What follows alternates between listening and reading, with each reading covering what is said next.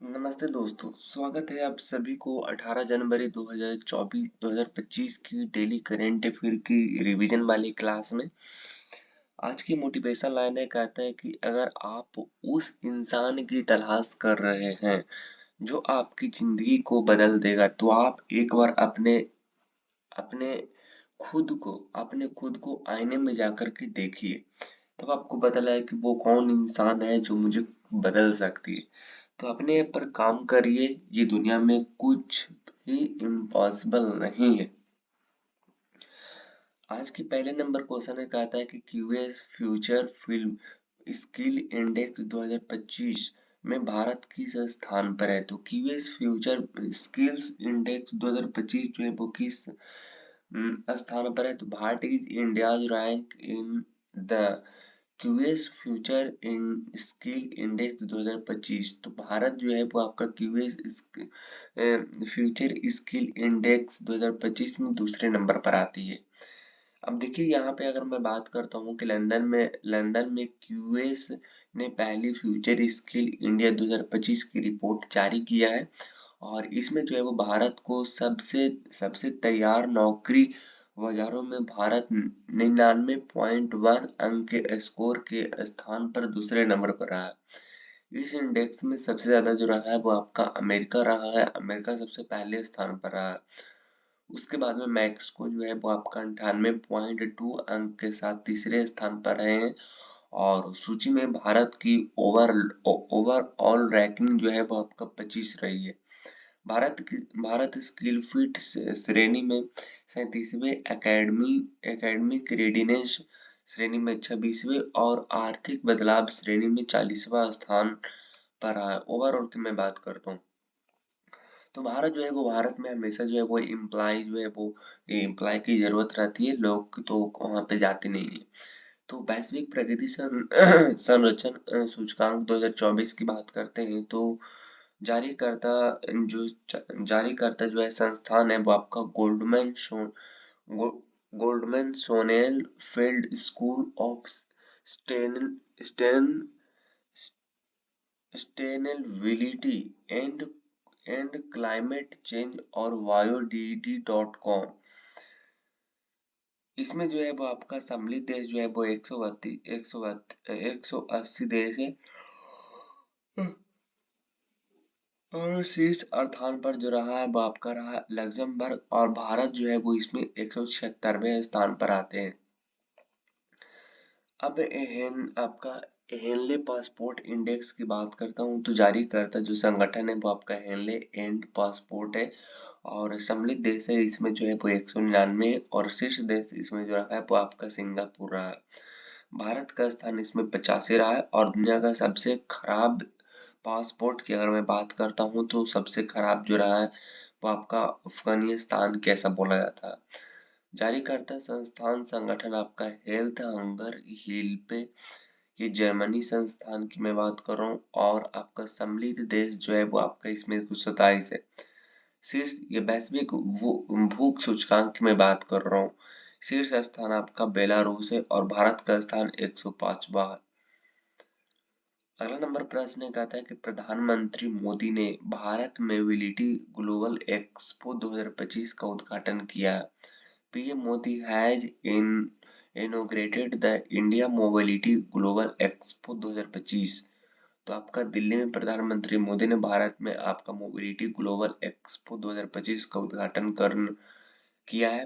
प्रधानमंत्री मोदी ने नई दिल्ली में भारत के सबसे बड़े मोबिलिटी एक्सपो का उद्घाटन किया है। इसका जो थीम है वो इम्पोर्टेंट है कि आप देख सकते हैं यहाँ पे जो है वो इसका थीम जो है वो आपका बियॉन्ड बाउंड्रीज को creating the future of the automotive value chain या आयोजन आपका ऑटोमोटिव और आपका मोबिलिटी सेक्टर में नवाचार सहयोग और स्थिरता को बढ़ावा देता है।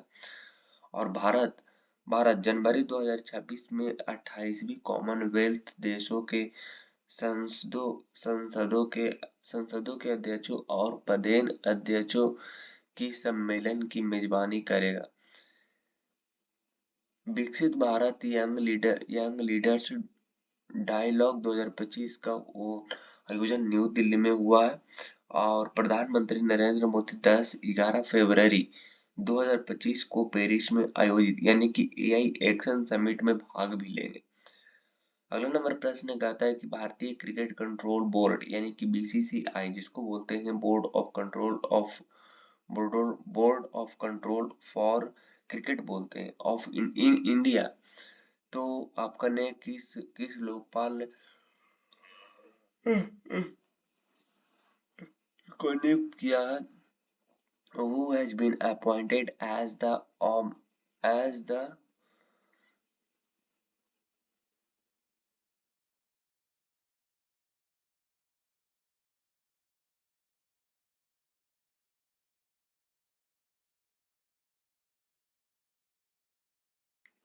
ombudsman by the Board of Control for Cricket in India BCCI? तो आपका इसका बना है आपका अरुण मिश्रा बने। अब देख सकते हैं भारतीय क्रिकेट कंट्रोल बोर्ड यानी कि बीसीसीआई ने सुप्रीम कोर्ट के पूर्व न्यायाधीश जस्टिस अरुण मिश्रा को अपना लोकपाल नियुक्त किया है और ये जो है वो आपका 1 जून 2024 से एनएचआरसी के अध्यक्ष के पद पर रहे हैं। बीसीसीआई के लोकपाल का पद नैतिकता अधिकारी का पद होता है और बीसीसीआई के लोकपाल का काम है आपका उच्च सरकारी पदों पर आसीन लोगों के भ्रष्टाचार की शिकायतों को सुनाना और उस पर कार्रवाई करना होता है। अब कुछ अपॉइंटमेंट्स है जो कि इम्पोर्टेंट है जैसे आपका तोहिन कांता पांडे नए राजस्व सचिव के रूप में अपॉइंटमेंट इनको मिली है। बहादुर सिंह सागू ये भारतीय एथलेटिक्स महासंघ यानी कि एएफआई यानी कि एथलेटिक्स फेडरेशन ऑफ इंडिया के नए अध्यक्ष बने। बी नारायण ये इसरो के अध्यक्ष हैं और आपका मनमीत सिंह को पश्चिमी वायु कमान का वरिष्ठ अधिकारी नियुक्त किया गया है। अब 3 प्रश्न जिसको जवाब आप लोगों ने दिया है। वेदों की और लौटो का नाम दयानंद सरस्वती ने दिया है। प्रसिद्ध नाटक शकुंतला किसने लिखी है? तो आपका लिखा है महाकवि कालिदास ने लिखा है। और अद्वैतवाद सिद्धांत के प्रतिपादक कौन है? तो आपका शंकराचार्य है। परमाणु शक्ति संयंत्र किस सिद्धांत पर काम करती है? और मुगलों ने नवरोज का त्योहार कहाँ से लिया? और आपका कोलेरू झील किस राज्य में स्थित है? अमेरिका ने निम्नलिखित में से किन भारतीय परमाणु संस्थानों से प्रतिबंध हटाया है?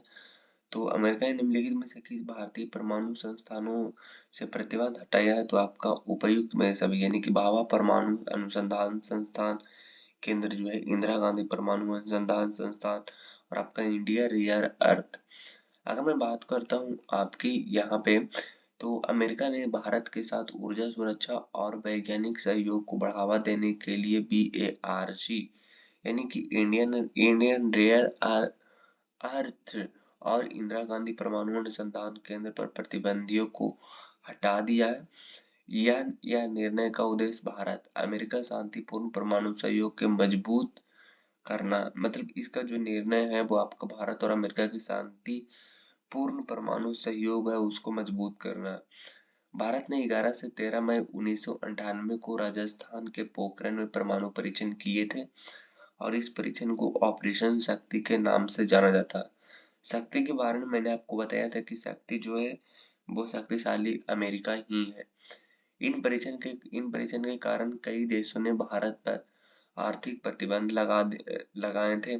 अमेरिका ने तब 200 से अधिक भारतीय संस्थाओं पर प्रतिबंध लगा दिए हैं।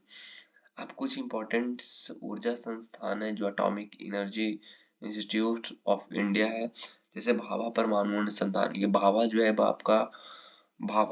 आपका बहुत ज्यादा मुलायम होती है तो मुंबई भाभा परमाणु अनुसंधान मुंबई है। इंदिरा गांधी परमाणु अनुसंधान ये आपका कलपक्कम में। तो इंदिरा जो है ना इंदिरा गांधी परमाणु है ना जो इंदिरा गांधी जो था वो आपका प्रधानमंत्री था वो कल ही मारा गया। राजा रमन्ना प्रगत प्रौद्योगिकी केंद्र जो है वो आपका इंदौर में।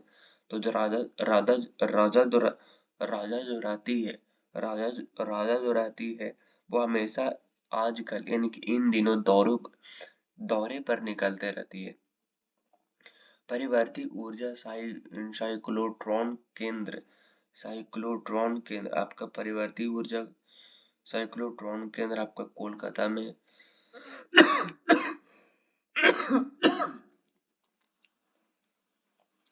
तो कॉल करके परिवर्तन कर देती है जब चाहती है। जब आपका परमाणु खनिज अन्वेषण एवं अनुसंधान निदेशालय आपका हैदराबाद में है। तो परमाणु परमाणु खनिज अन्वेषण एवं अनुसंधान की बात करते हैं तो आप हैरान हो जाएंगे। वैश्विक नाभिकीय ऊर्जा साझेदारी केंद्र आपका गुड़गांव में। तो वैश्विक नाभिकीय जब नाभिक में जब आप कुछ नहीं लीजिएगा तो सब गुण गोबर हो जाएगा। चलिए अगले नंबर प्रश्न की ओर चलते हैं। तो अगला नंबर हमारे पास प्रश्न एक कहता है कि युद्ध क्षेत्र पर्यटन को बढ़ावा देने के लिए भारत सरकार ने निम्न में से कौन सा ऐप लॉन्च किया है। तो which of the following apps has been launched by the government of India to promote war zone tourism। तो अब टूरिज्म के समय जो है वो कहता है कि युद्ध क्षेत्र पर्यटन को बढ़ावा देने के लिए भारत सरकार ने निम्न में से कौन सा ऐप लॉन्च किया है। तो भारत रणभूमि दर्शन ऐप जो है वो इसने लॉन्च किया। अब देख सकते हैं भारत सरकार ने भारत रणभूमि दर्शन ऐप लॉन्च किया है और रक्षा मंत्री राजनाथ सिंह ने युद्ध क्षेत्र पर्यटन को बढ़ावा देने के लिए 77वें सेना दिवस समारोह के दौरान इस ऐप को लॉन्च किया है। पर्यटक जो है वो आपका अगर मैं बात करता हूँ हमारे तो 1962 में हमारा युद्ध हुआ था, 1971 में हुआ था, 1999 में हुआ था, 2020 के गलवान संघर्ष और सियाचिन बेस कैंप के संघर्षों के स्थानों तक पहुंच सकते हैं। तो इसी के चलते हमारे जो है वो तरह तरह के ऐप लॉन्च करते हैं। जैसे आपका राजमार्ग यात्रा ऐप ये भारतीय राष्ट्रीय राजमार्ग प्राधिकरण ने लॉन्च किए हैं। उद्यम पोर्टल आपका भारतीय रिजर्व बैंक ने लॉन्च किया है। सुस्वागतम पोर्टल सुप्रीम कोर्ट ने ये लॉन्च किया है। अब आज की नॉलेज की फैक्ट्री में भारत की जनगणना 2011 के मामले में हम लोग जानते हैं जहां से आपको हमेशा क्वेश्चंस बनती है। तो 2011 के मामले में कुल जनसंख्या जो था 2011 की जनगणना के अनुसार 1.2 बिलियन था। जनसंख्या घनत्व की अगर मैं बात करता हूँ तो 382 व्यक्ति प्रति वर्ग किलोमीटर है। उसमें पुरुष जनसंख्या की बात करते हैं तो 623 मिलियन था और महिला जनसंख्या की बात करता हूँ तो 556 मिलियन था। और लिंग अनुपात की बात करता हूँ तो प्रति 1000 पुरुष पर उस समय 943 महिला थी और साक्षरता दर जो है वो उसमें 74.04 था। पुरुष साक्षरता दर आपका कितना था, तो पुरुष साक्षरता दर था आपका 82.14% और महिला साक्षरता दर जो था वो आपका 65.46%। शहरी जनसंख्या की बात करते हैं तो 377 मिलियन और ग्रामीण जनसंख्या की बात करता हूँ तो 833 मिलियन था।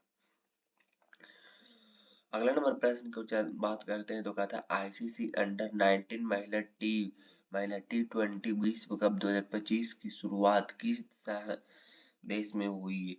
इन which country has been ICC under 19 women's टी20 वर्ल्ड कप 2025 स्टार्टेड।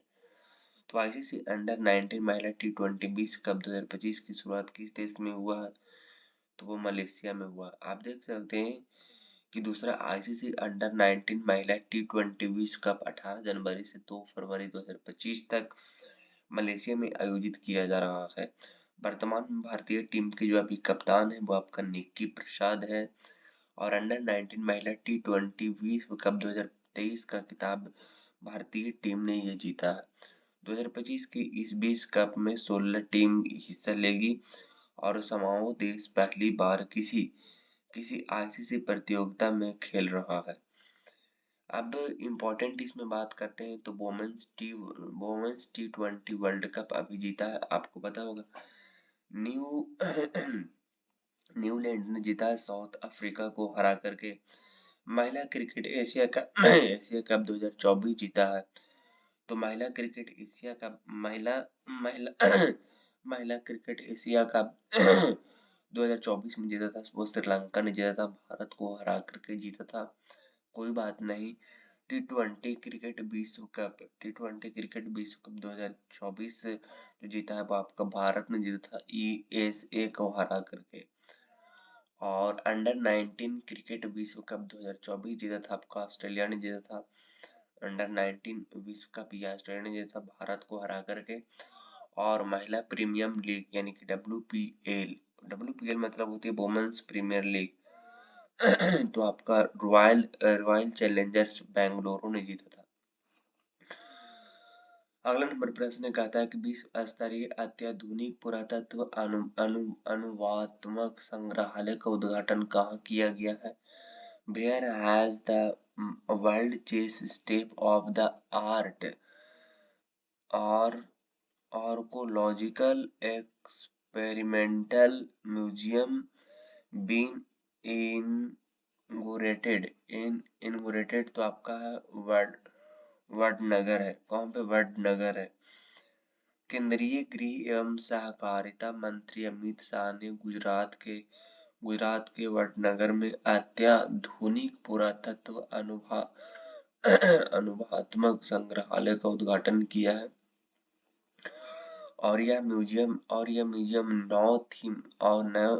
नौ थीमेटिक गैलरी के साथ 12,500 वर्ग मीटर क्षेत्रफल में फैला हुआ है। इसमें वडनगर के ऐतिहासिक विकास को प्रदर्शित करने वाली 5,000 से अधिक कलाकृतियां शामिल है। और युगीन भारत संग्रहालय का निर्माण नई दिल्ली में किया जा रहा है। उत्तर प्रदेश सरकार वाराणसी में वैदिक 3D संग्रहालय बनाएगी। और अयोध्या में टाटा सन्स 650 करोड़ में मंदिर संग्रहालय बनेगा। अंतर्राष्ट्रीय संग्रहालय दिवस आपका 18 मई को मनाया जाता है। अगला नंबर प्रश्न कहता है कि PM museum and library society के अध्यक्ष कौन बनेगी? Who has been appointed as the president of PM museum and library society? तो आपका बने नृपेंद्र मिश्रा बने। भारत सरकार ने प्रधानमंत्री संग्रहालय एवं पुस्तकालय सोसाइटी की कार्यकारी परिषद का पुनर्गठन किया है। और नृपेंद्र मिश्रा को सोसाइटी की कार्यकारी परिषद का अध्यक्ष पुनः नियुक्त किया गया। प्रधानमंत्री संग्रहालय एवं पुरस्कार के बारे में जानते हैं तो इसमें जो है वो आपका प्रधानमंत्री संग्रहालय एवं पुस्तकालय को पहले नेहरू स्मारक संग्रहालय एवं पुस्तकालय कहा जाता था पहले। यह ऐतिहासिक 3 मूर्ति परिसर न्यू दिल्ली में स्थित है। और नंबर जो है वो नवंबर 1964 में राष्ट्रपति राधाकृष्णन ने तीन मूर्ति में नेहरू स्मारक संग्रहालय का उद्घाटन किया है। प्रधानमंत्री संग्रहालय का उद्घाटन पीएम नरेंद्र मोदी ने 22 अप्रैल 2022 को किया। इसको कर दिया गया पीएम नरेंद्र मोदी कर दिया गया। और पहले इसे नेहरू म्यूजियम के नाम से जाना जाता था। सबसे अधिक ग्रैंड स्लैम मैच खेलने वाले टेनिस खिलाड़ी कौन बने हैं? तो who has become the tennis players who has played the most grand slam matches? तो आपका है नोवाक जोकोविच। नोवाक जोकोविच को आप देख सकते हैं, ये सर्बिया के एक खिलाड़ी है जो आपका नोवाक जोकोविच ने सबसे अधिक ग्रैंड स्लैम मैच खेलने का इन्होंने रिकॉर्ड बनाया है। नोवाक जोकोविच ने अपना 430वां ग्रैंड स्लैम मैच खेलकर रोजर फेडरर का रिकॉर्ड भी तोड़ दिया है। रोजर फेडरर ने 429 मैच के साथ दूसरे नंबर पर आ गए हैं। अमेरिका की सेरेना विलियम्स 423 लिस्ट में आपका तीसरे नंबर पर आ गई हैं। अगला नंबर प्रश्न कहता है कि किस स्पेस कंपनी ने न्यू ग्लेन रॉकेट को सफलतापूर्वक लॉन्च किया है? Which space company has successfully launched the New Glenn rocket? तो आपका बने ब्लू ओरिजिन बने। अमेजन के फाउंडर जेफ बेजोस की स्पेस कंपनी यानी कि ब्लू ओरिजिन ने न्यू ग्लेन रॉकेट की सफल टेस्टिंग की है। रॉकेट ने पहले ही प्रयास में ये सफलता हासिल की है। हम विशाल रॉकेट की लंबाई 98 मीटर है। इस विशाल रॉकेट की जो लंबाई है वो आपका 98 मीटर है और इसे चंद्रमा तक अंतरिक्ष यात्रियों को ले जाने के लिए इसको डिजाइन किया गया है। चलिए ट्रिपल आर के लिए तैयार हो जाइए। कहता है कि बशर अल असद किस देश के राष्ट्रपति थे जिनको पद से इस्तीफा देकर देश छोड़ दिया गया? तो आपका है सीरिया के वो राष्ट्रपति कौन थे जी? आपका सीरिया के वो राष्ट्रपति थे।